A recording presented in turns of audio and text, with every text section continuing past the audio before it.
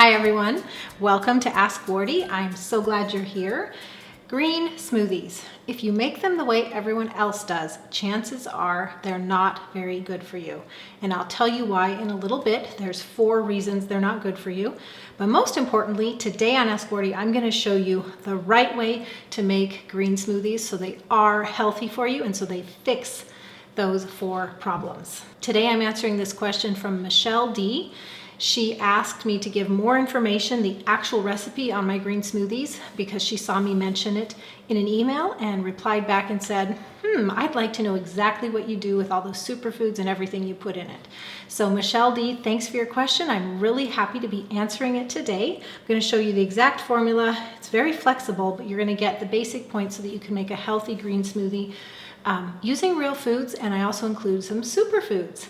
And Michelle, to say thanks for your question that I'm answering on the air, I'm giving you a free gift. And so our team is already in contact with you to make sure you get your free mini e-course. If you'd like to refer to this recipe exactly or a lot of the notes about what I'm taking today, even the transcript, be sure to go to askwardee.tv and look for episode 132. So there are 4 big problems with the green smoothies you see everyone else making, and here they are.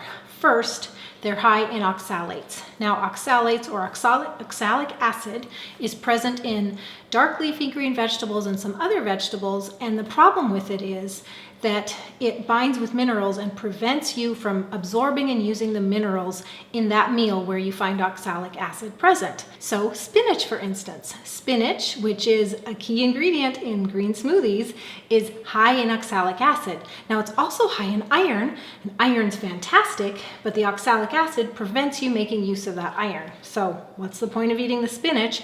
Because of that oxalic acid. All right, problem number 2. The typical green smoothies are high in sugar. Did you know that most green smoothies people are eating are 40 to 60% fruit? That's a lot of sugar. And we have an epidemic of diabetes and prediabetes and people that are just sensitive to high starches and high carbs. And so we really need to keep that sugar level down. Number 3, they don't contain complete protein. So protein is really, really important. We need it for our muscles and so much more. And we really should be having some protein at every meal. And all foods contain a little bit of protein, but it may be incomplete. That's because protein is made of essential amino acids. And in a food that is a complete protein, it has all the essential amino acids there. But foods like fruits and vegetables and things that are commonly found in green smoothies, they only have a few of the amino acids, so they aren't considered complete. That's a big problem. Problem number 4, the typical green smoothies don't contain any fat. Again, what are they usually made of? Just veggies and fruit. No fat. We need healthy fats. It helps us with our mental focus. Our brains need fat. There's so many ways that fat works in our body, and one big way really is to help us feel sated and full so we last longer between our meals. Fat also helps with digestion, so we really need fat. So my green smoothies solve those 4 problems. So the first one I told you about was oxalates. So the green smoothies we're going to make today is low in oxalates. So the way we do that actually is, instead of using raw dark leafy greens, I steam them because the oxalates go into the water and drain that, and then freeze them in what we call these spinach pucks, or this one's actually made of kale. So I have a kale puck here where I've previously removed the oxalates by steaming. Now you can also remove oxalates in the vegetables that it contains through fermenting.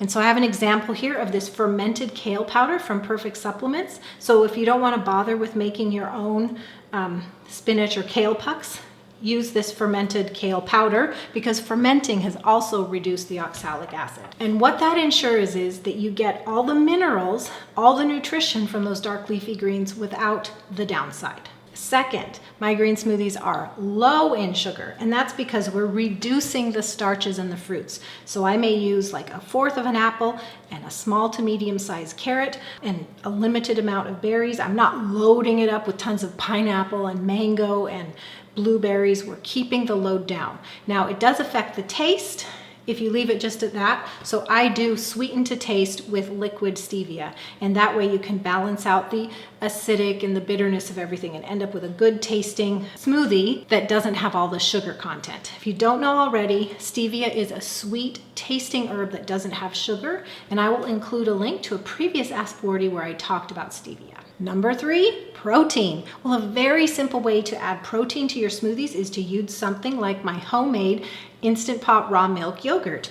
Yogurt is a significant source of protein, and so we just simply add it to the smoothie. If you don't have the time to use yogurt, you can use a non-denatured protein powder, and I have a link to a recommended one at the show notes, askwardee.tv, episode 132.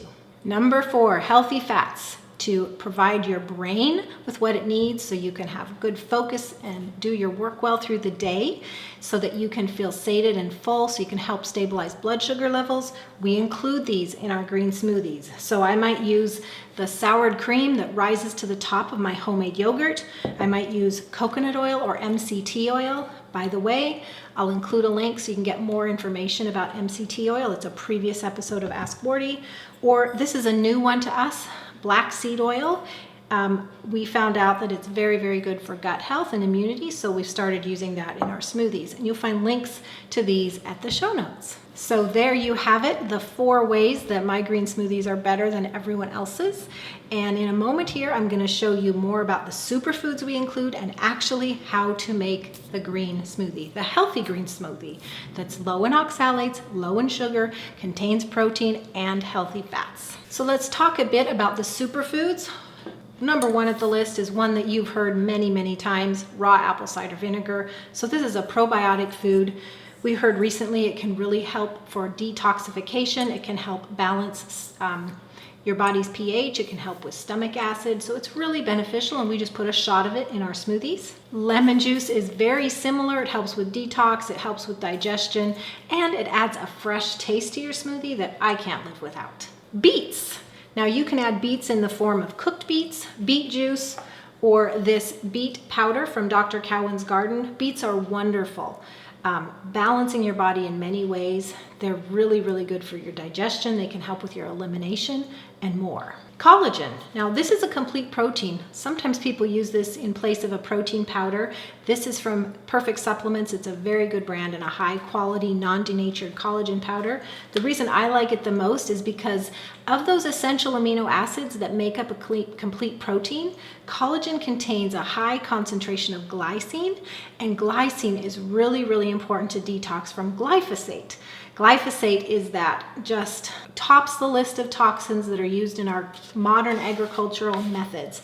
And even if you're buying organic produce, because the organic produce is rained on, it is getting glyphosate because glyphosate is in our water supply. So you cannot avoid glyphosate, and this, or the glycine in this, can help you with detoxing the glyphosate. Turmeric, definitely a powerhouse herb or spice. You've probably heard it a lot, and it has so many benefits, but the one that we love the most is it can help with healing the adrenals. If you're under any kind of stress load, it can be very nourishing for the adrenal glands. Maca. Maca has a long list of benefits. Helpful with energy, fertility, mental issues, hormone imbalances, and so much more. We like the black or red maca that comes from the maca team. You can get more info at tradcookschool.com/maca, or I have a link for you at the show notes. Okay, let's talk about fiber. We all have a huge need for fiber. It really helps us with our elimination, doesn't it? And it's very hard unless you're eating a ton of fruits and veggies to get enough. I really like to add some psyllium seed husk, and this is the whole seeds husks, to my green smoothies just to provide a little extra fiber in the morning, which is when I do drink my green smoothies. Chia seeds, these are a great source of energy, fat, protein, and fiber. So I typically add this to my smoothies for a little more fiber. Both the psyllium and the chia have powerful thickening properties, so a little goes a long way, otherwise your smoothie will be a bit too thick. We've been talking about powders, and Dr. Cowan's garden offers a lot of superfood powders. So I have here burdock root powder and sea vegetable powder, and they have a lot of different varieties. So be sure to follow the link at the show notes, askwardee.tv, episode 132, and you can get more information and kind of pick and choose according to your ailment or what you want to achieve with your health, what kind of powders you would include in your smoothie. So I know I just covered a lot of superfoods. If you find yourself using the same ones over and over, but dipping into individual bags, be sure to follow the link at the show notes to read about my superfood smoothie mix, because you can make a mixture of all your favorite superfood powders, and then instead of dipping into multiple bags, you're really just doing one into your Vitamix. All right, so are you ready to make the smoothie? It's really important to have a high-powered blender. This Vitamix is my favorite. We've had it in our family for going on 15 years now. It is my favorite appliance. I don't think I could live without it. And we make smoothies every day, plus multiple other things. And so start with a Vitamix if you can. All right, so I'm gonna be putting things into the smoothie in order. The order is important at the very beginning because you want the softer fruits and vegetables and also your liquids at the bottom. Now, the liquids will fall to the bottom no matter when you put them in. The others, the soft fruits and vegetables, need to go in first. This allows the Vitamix to get a good circulation going so that it can blend well. You don't have to use a tamper even, and I'll show you that. So I'm gonna start by putting in a quarter of an apple. I don't have to cut these up because the Vitamix is that powerful, but if I do cut these up into smaller pieces, then it just means the Vitamix works that much bigger and I don't have to use the tamper. The tamper is the thing that goes like that, and I prefer not to use it if I don't have to because then it's just more messy. So 2 to 3 inch chunk of cucumber that I have cut into pieces. I've got like a half a cup of parsley. It's not chopped at all, it's just cut off the stem. A 1/3 cup of berries. Berries are powerful antioxidants. They are also so tasty. And then I've got a stalk of celery. I've got like a small, medium-ish carrot. You can do more. The carrot is one of the starch sources, so if you want to keep your smoothie low on the sugar, then you would want to use less of that. Okay, I'm going to toss in my kale puck. I pre-steamed it, drained the water to drain the oxalates, and then I froze that. So handy, and we do have instructions for you if you follow the link at this episode's show notes, askwardee.tv, episode 132. Okay, now let's do the liquids. So our juices. I usually start with lemon juice, and I put about a 1/3 cup. Now you do have measurement markings on the side of the Vitamix. And there are some veggies and fruits down at the bottom that will displace a little bit. So I just kind of eyeball it till it goes to about the 1/2 cup mark. So about right there. And that really gives it a fresh taste. So like I was telling you, you can use beet juice or you can use beet powder. If you're gonna use beet powder, then combine it with like a 1/3 cup of water because the liquid is gonna be important here for consistency. So that is about a 1/3 cup of beet juice, so I won't use the powder. And a splash of apple cider vinegar. And that's it. So if you can see, we've got what's looking like a little more than a cup of liquid here in the bottom, and that's really important when it comes time to blend. So moving on to other things, stevia. I use 3 dropperfuls. You can go up more if you like it even more sweet, or down if you want your smoothie more tart. And you probably have to adjust depending on what fruits and vegetables and powders you use because everything's gonna give a slightly different taste, as you can imagine. All right, now we do the fats. And so I've got some of this cream from making my homemade yogurt. So I do like a tablespoon of that. And then MCT oil, great for energy. And I just do a bunch like that. I figure it's about a tablespoon. I'm not gonna have this now, but do keep it in mind. Black seed oil, great for your gut. All right, now let's do some powders. So I do like to add additional kale. So this is the fermented kale powder from Perfect Supplements. We do have a coupon to save 10% on anything you buy there. It's TCS10 when you're checking out. Make sure to use that. Collagen, love collagen for my skin, hair, nails, and especially now to help detox glyphosate. So I do a scoop of that. Chia seeds, you know, like a tablespoon. I do save this scoop that came from something else and I just put it in there. Maca, serving size for most people is a teaspoon or 2. Therapeutic would be more, and I just do a teaspoon.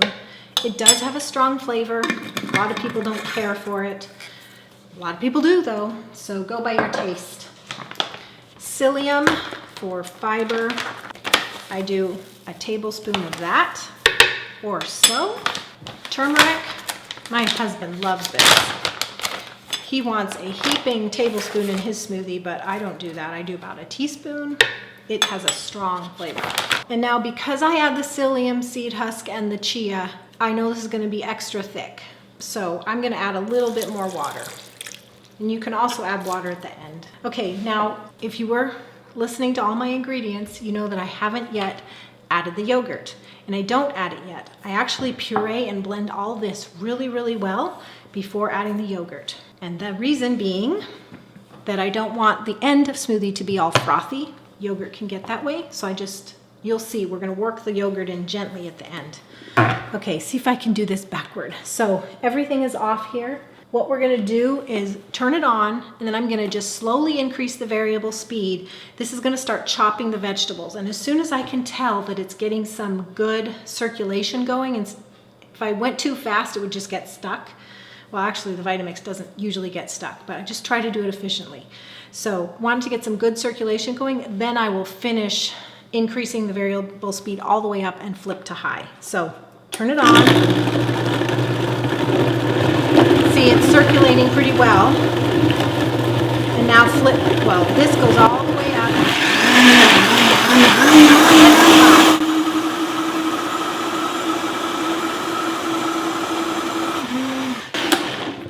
All right, so that is blended very well now. So now it's time to add the yogurt. Again, this is my Instant Pot raw milk yogurt. It is fermented for 24 hours, so there's no sugar left. All the lactose has been consumed by the culture, and I use a cup to a cup and a half. All right, and now this time, I'm not blending on high. I'm just gonna go on variable speed 4-ish, just to work the yogurt in without it getting frothy. Nobody wants to eat a lot of air bubbles, at least in our house.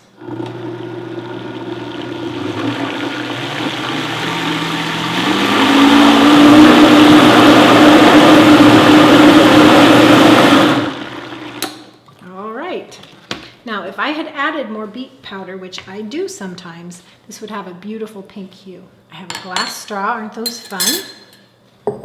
And now here is my smoothie. This makes about a quart. And you can see it's pretty thick. The psyllium and chia thicken it up. And now let's taste. Really good. I love the tart from the lemon and apple cider vinegar and the yogurt. I love the flavor of the beets and the fruits and the berries, and I think it's really, really good. So you want to make sure and consume this within 20 minutes of making it, because the vegetables and fruits lose their potency as they sit around.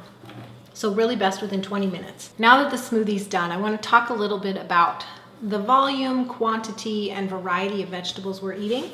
This is a new book to our family that when we heard about it, we ordered it right away. It's by Dr. Thomas Cowan of Dr. Cowan's Garden with all the beautiful vegetable powders. It's called How and Why to Eat More Vegetables. And what we've learned from him is that the general person eats maybe like 10 different kinds of vegetables, when really for our health and vitality, we should be having 100 different kinds of plants throughout the year. Not every day necessarily, but over the course of a year, have you eaten 100 different varieties of plants? And it's more important actually to have variety than it is to have volume, because every single plant has a different nutrient profile and gives you different phytonutrients. So if you can eat a lot of different herbs and spices, fruits, vegetables over the course of the year, like about 100 is what we should aim for, the better off you'll be. So I highly recommend this book. He kind of explains that idea. He talks about traditional cultures, the paleo diet, the nourishing traditions diet, and he gives practical tips and recipes for getting more vegetables into your life. I have a link for you at the show notes, askwardee.tv, episode 132. And I also want to mention that I'm simply in love with Dr. Cowan's powders. And you can save 15% if you use the code Dr. Cowan's Garden, all caps, all one word, when you check out, and you'll find a link to check out visiting the show notes AskWardee.tv episode 132. So there you go, Michelle. That is how I make our superfood green smoothie using all the different superfoods and supplements and fresh foods that I mentioned. I hope you give it a try. It's very flexible. You don't have to use everything I used. Use fruits and vegetables as your base. Make sure you have liquids, add some fat, add some protein. The superfoods are completely optional. So do them if you want or not, doesn't matter. But that is a basic formula for doing a green smoothie that's healthy, low in oxalates, low in sugar, contains healthy fats, and has complete protein and enough of it to make it a meal. Thanks everyone so much for joining me for Ask Wardee. I hope you'll come back again. And if you'd like to hear more about traditional cooking, I'd like to invite you to sign up for your free virtual traditional cooking cupboard. You'll find it online once you register, and in it we give you 14 plus free ebooks and a free video series on traditional cooking, and I'd love to give it to you completely free. You can get it at tradcookschool.com/yoursfree, where yours free is all one word. Thanks for joining me, and I'll see you again in about a week. Same time, same place. God bless you all.